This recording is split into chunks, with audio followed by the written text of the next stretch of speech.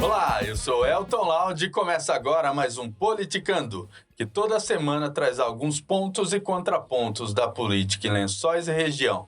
Quer saber o que está dando o que falar nos bastidores? Fique comigo.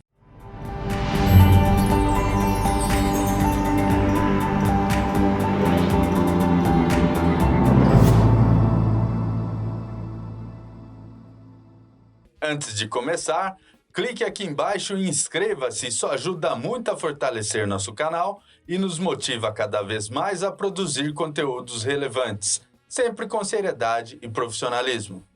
O podcast de hoje vai falar sobre o assunto que tem movimentado a política nacional desde a segunda-feira: a anulação de todas as condenações contra o ex-presidente Luiz Inácio Lula da Silva, do PT, no âmbito da Operação Lava Jato, feita pelo ministro Edson Fachin, do Supremo Tribunal Federal.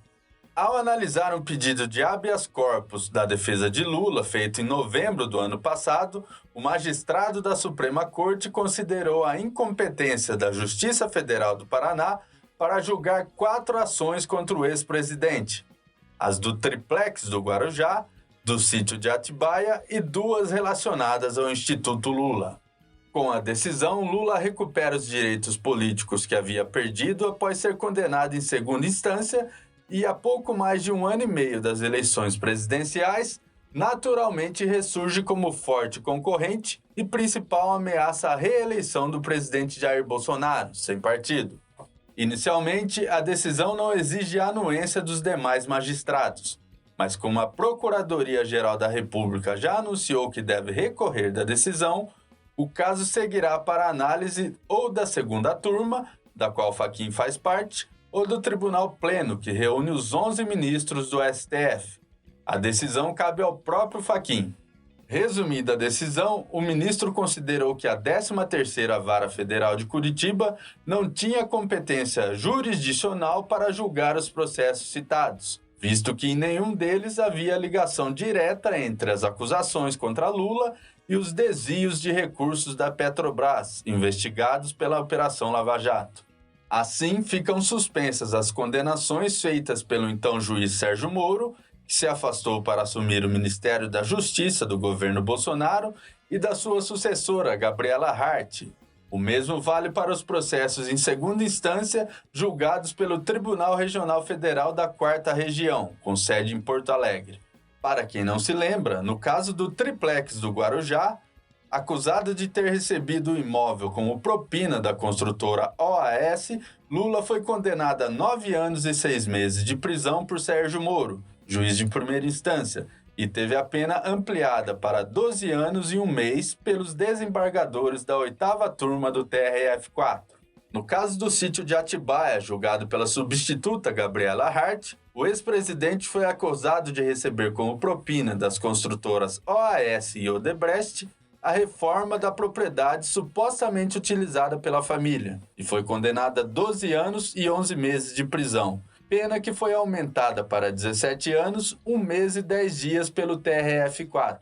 Ambos os processos agora seguem para a Justiça Federal do Distrito Federal, onde, após o sorteio, o juiz que ficará responsável pelos casos terá que decidir se os autos serão validados ou se tudo recomeçará do zero. O novo juiz pode, inclusive, até rejeitar as denúncias do Ministério Público Federal e absolver Lula sumariamente. O mesmo vale para os 2 processos que envolvem o Instituto Lula, que ainda estavam tramitando em primeira instância na Justiça Federal do Paraná. Ambos apuram supostos pagamentos de propina ao ex-presidente pela construtora Odebrecht, por meio de doações simuladas ao Instituto. Vale destacar que o veredito do ministro Edson Fachin tem caráter meramente processual, não interferindo no mérito das condenações.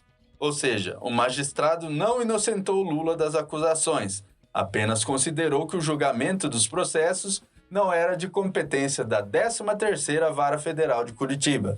Na mesma decisão, considerando que houve perda do objeto das condenações, Fachin extinguiu 14 processos que questionavam se Moro agiu com parcialidade ao condenar Lula. Neste caso, porém, como a suspeição do ex-juiz já estava em análise pela segunda turma da Suprema Corte, houve interferência dos demais ministros.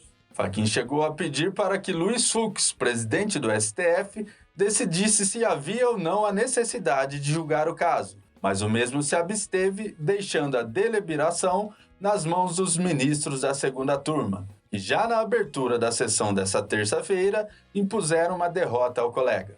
Com exceção do próprio Fachin, que pediu o adiamento do julgamento, os outros 4 magistrados, Gilmar Mendes, Ricardo Lewandowski, Carmen Lúcia e Nunes Marques, foram favoráveis à continuidade do julgamento, que ocorreu no mesmo dia, mas foi suspenso após os votos de Mendes e Lewandowski.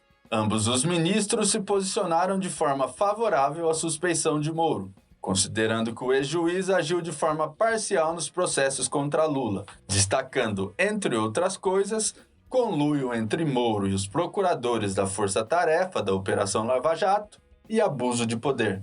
O julgamento, que pode extinguir definitivamente os processos, já que anularia a validade dos autos, inclusive provas, barrando a sequência no foro do Distrito Federal, foi suspenso após pedido de vistas do ministro Nunes Marques, que entrou para o STF no ano passado e se disse impossibilitado de votar por não conhecer a fundo a pauta. O placar está empatado em 2-2, já que Fachin e Carmen Lúcia foram contrários à suspeição no início do julgamento, em dezembro de 2018, mas ambos já declararam que devem se manifestar novamente, o que indica que pode haver uma mudança de voto até o final da apreciação, que não tem data para ser retomada.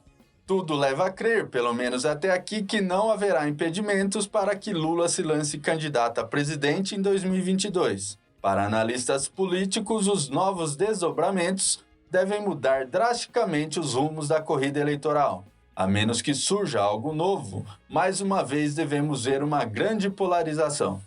Por hoje eu fico por aqui. Continue ligado em nossas plataformas digitais e antes de sair, deixe seu like, comente o que achou e compartilhe com os amigos. Ainda não é inscrito em nosso canal? Clique aqui embaixo e não se esqueça de ativar as notificações para ser informado sobre novas publicações. Até a próxima. Um abraço.